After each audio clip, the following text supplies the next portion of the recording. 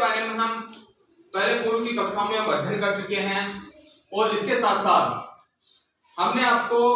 पिछली कक्षाओं में जब मैं कक्षा आपको 10th में जब पढ़ा रहा था तब आपको पहले आर्टिकल्स के बारे में पहले भी बता चुके थे हम। और अभी जैसे जैसे मतलब कक्षा का जो स्तर है वो बढ़ता जाता है तो जो हमारे जो ग्रामर का जो पोर्शन है उसका भी विस्तार होता जाता है। जिस तरह से हमने कक्षा 6 के अंदर आर्टिकल्स का जो टॉपिक था उसको छोटा रूप था वहां पर, फिर हम कक्षा 7 में गए, वहां से उसका थोड़ा सा बड़ा रूप आया, फिर हमने कक्षा 9 में पढ़ा था कि आर्टिकल का बहुत बड़ा रूप आया। उसके बाद हमने 10th क्लास में जो आपको पढ़ा रहे हैं अभी, तो उसमें आर्टिकल का बहुत अच्छा रूप है और उसके अंदर सभी चीजों को क्लियर किया गया है। तो बेसिकली हम आर्टिकल्स के बारे में चर्चा करते हैं। तो हम जैसे कि उदाहरण के तौर पर मैं द आर्टिकल के बारे में चर्चा करूं तो द आर्टिकल का प्रयोग ऐसी संज्ञाओं से पहले किया जाता है जो कोई भी धार्मिक पुस्तक हो, जैसे कि रामायण है, गीता है, महाभारत है, बाइबल है, कुरान है, और इसके साथ साथ हमारे और भी संज्ञा है। जैसे कि उदाहरण के तौर पर मैं देखूं तो और भी संज्ञा के बारे में चर्चा करूं आपके सामने, तो हमारी ऐसी संज्ञाएं जैसे कि हमारी पत्रिकाएं होती है, बहुत सारे अखबार होते हैं हमारे, जैसे राजस्थान पत्रिका है, दैनिक भास्कर है, और इसके साथ ही हिंदुस्तान टाइम्स ऑफ इंडिया है। इनसे पहले भी द का प्रयोग होता है और हमने पहले अध्ययन कर चुके हैं द का प्रयोग कैसे होता है, लेकिन इससे और भी अच्छी ढंग से अध्ययन करते हैं तो अपन इसको डीपली पढ़ते हैं तब हमारे को पता चलता है कि द का प्रयोग किन किन वस्तुओं से पहले किया जाता है। और दूसरी बात यह है कि जिस भी सेंटेंस के अंदर सुपरलेटिव डिग्री का प्रयोग किया जाएगा तो वहां पर भी द का प्रयोग किया जाएगा। जहां सुपरलेटिव डिग्री के अंदर सर्वश्रेष्ठ की बात की जाती है तो उसमें भी द का प्रयोग किया जाता है। और इसके साथ ही हमारे जो द का प्रयोग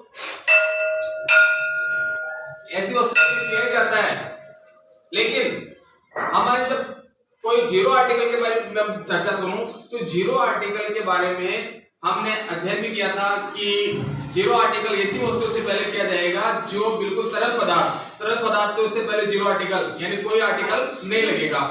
जैसे मैं उदाहरण के तौर पर चर्चा करूं, जैसे हमारे सोना है, चांदी है, ये धातु है, और उसी तरह से हमारे पेट्रोलियम पदार्थ है, वो भी एक तरह से तरल पदार्थ है, हमारे छाछ है, दूध है, दही है, ये तमाम चीजें मतलब द्रव की श्रेणी में आती है और इनसे पहले कोई भी आर्टिकल का प्रयोग नहीं किया जाता है। और मैं किसी के नाम के बारे में चर्चा करूं तो हमारे जैसे किसी का भी नाम हो, चाहे स्थान का नाम हो, उससे पहले भी कोई आर्टिकल का प्रयोग नहीं किया जाता है। और इसके साथ ही हमने देखा कि हमारे बहुत सारी वस्तुएं ऐसी होती हैं जिसको अपन नहीं गिन सकते हैं। जैसे कि मैं उदाहरण के तौर पर मैं चर्चा करूं, जैसे वाटर है, पानी है, तो अपन पानी को नहीं गिन सकते हैं, वो द्रव अवस्था में आती है, तो उसके पहले कोई भी आर्टिकल का प्रयोग नहीं किया जाता है। ये हम पहले जब आप कक्षा 11 में पढ़ते थे तभी हमने बताया था, और अभी आप 12वीं कक्षा में आ गए हो फिर भी इसी चीज के बारे में अपन जिक्र कर रहे हैं कि बार बार मतलब जो ग्रामर का जो पोर्शन है उसका जो स्तर है वो धीरे धीरे इंक्रीज हो रहा है। और निश्चित रूप से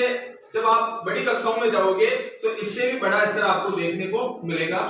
और इसके साथ आप जब इसके बाद में कंपटीशन के दौर से गुजरोगे, विभिन्न प्रकार की नौकरियों की आप तैयारी करोगे, जब आपकी कक्षा 12वीं कंप्लीट हो चुकी होगी, उसके बाद में आपकी ग्रेजुएशन पूरी होगी, उसके तत्पश्चात आप जैसे कंपटीशन की तैयारी करोगे तो उससे भी फिर यहाँ जो अपन स्कूली शिक्षा के अंदर जो ग्रामर का पोर्शन पढ़ रहे हैं उससे भी उच्च स्तर का वहां पर पोर्शन आने की संभावना है, क्योंकि आजकल जो कंपटीशन के अंदर बिल्कुल मतलब